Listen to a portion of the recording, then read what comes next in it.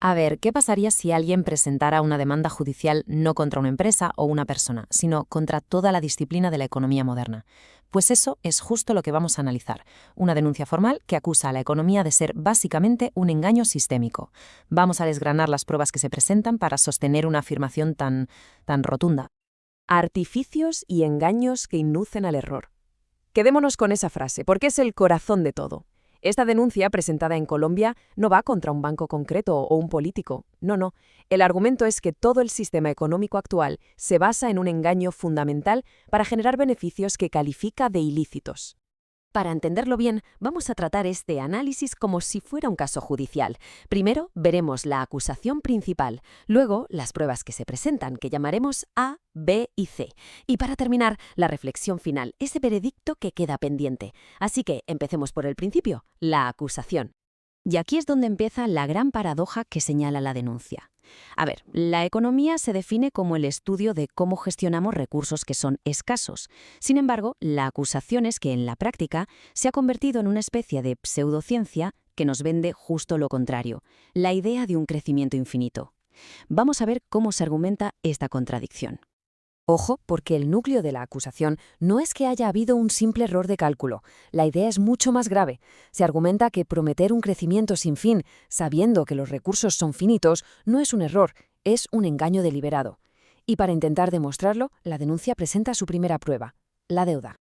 La primera prueba que se pone sobre la mesa se centra en la deuda mundial. El argumento es bastante directo y, la verdad, bastante alarmante. La deuda global es como una hipoteca gigantesca que, matemáticamente, es imposible de pagar con los recursos que de verdad existen en el planeta. La denuncia cita una fuente que denomina inteligencia angelical para estimar la deuda global en más de 303 billones de dólares. Bueno, más allá del origen del dato, la cifra es tan absurdamente grande que es casi imposible de imaginar. La pregunta clave que plantea el documento es, ¿con qué cosas reales, con qué activos físicos se podría pagar algo así? Y aquí está el meollo de la cuestión. Al final, el dinero es una promesa de valor, pero ese valor, en última instancia, depende de cosas físicas, de la energía que consumimos, de los materiales que usamos, del agua que bebemos. Por eso la denuncia insiste, para saber si una deuda es real, hay que compararla con los recursos físicos que tenemos. Y este gráfico lo ilustra de una forma muy potente. Fijaos en la escala. La fuente que maneja la denuncia calcula que incluso si pudiéramos vender hasta la última gota de agua dulce accesible del planeta, su valor cubriría solo una pequeña parte de la deuda mundial. Es una manera de visualizar lo desproporcionado de las cifras. Aquí es donde el tiempo entra en juego y la cosa se complica. Según los cálculos que se presentan, solo para pagar la deuda de un país como Estados Unidos harían falta más de 200 años de toda la producción mundial de oro. Pero al mismo tiempo se estima que solo nos quedan unas pocas décadas de otros recursos vitales. Las matemáticas simplemente no cuadran. Pasamos a la segunda prueba. Esta se centra en algo que usamos a diario, Internet.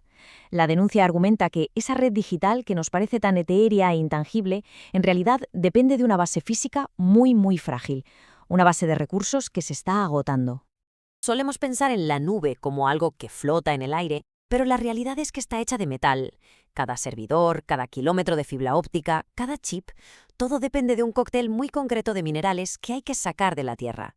No es magia, es minería. Y este es el cronograma que presenta la denuncia. Ojo, porque no hablamos de siglos, sino de décadas. Según estas proyecciones, muchos de los minerales esenciales para que Internet siga funcionando podrían empezar a escasear de forma crítica en el transcurso de nuestras vidas. La pregunta que se deja en el aire es, ¿cómo puede un sistema económico prometer un crecimiento digital infinito si su base material es finita? Y llegamos a la última prueba del caso, que ataca directamente el corazón del sistema, el dinero. La denuncia analiza cómo se crea el dinero y las promesas que se construyen sobre él, como las pensiones, y las califica básicamente de ilusiones financieras. Este es un concepto clave. Cuando un banco concede un préstamo, en la práctica está creando dinero nuevo, de la nada. El argumento de la denuncia es que este proceso genera deuda y promesas de valor que no están respaldadas por un aumento real de recursos o producción, lo que no hace más que inflar la burbuja de la deuda. Y aquí es donde el tema se vuelve muy personal. La denuncia señala que los ahorros para la jubilación, esas pensiones que nos prometen seguridad en el futuro, están en gran medida invertidos en este mismo sistema de deuda. Entonces, si el sistema es insostenible, como se afirma, ¿qué ocurre con esas promesas? Y la crítica no se queda solo en la banca tradicional. El documento también apunta a las nuevas finanzas, como las criptomonedas basadas en prueba de trabajo. Argumenta que no son una solución, sino que caen en la misma trampa. Simplemente cambian el problema de agotar minerales por el de consumir cantidades masivas de energía, que es otro recurso finito. Y así, después de presentar estas tres pruebas, la deuda, la fragilidad de la red y las ilusiones financieras, la denuncia vuelve a su punto de partida, pidiendo una reevaluación total de lo que consideramos la ciencia de la economía. Esta cita resume perfectamente todo el caso. La idea de un sistema construido sobre promesas que, según la denuncia, el mundo físico, la realidad material, simplemente no puede cumplir. Al final, este documento no ofrece una solución mágica. Lo que hace es presentar el caso y dejar una pregunta fundamental en el aire. Una pregunta que no es solo para los tribunales, sino para cualquiera que se pare a pensar en el futuro.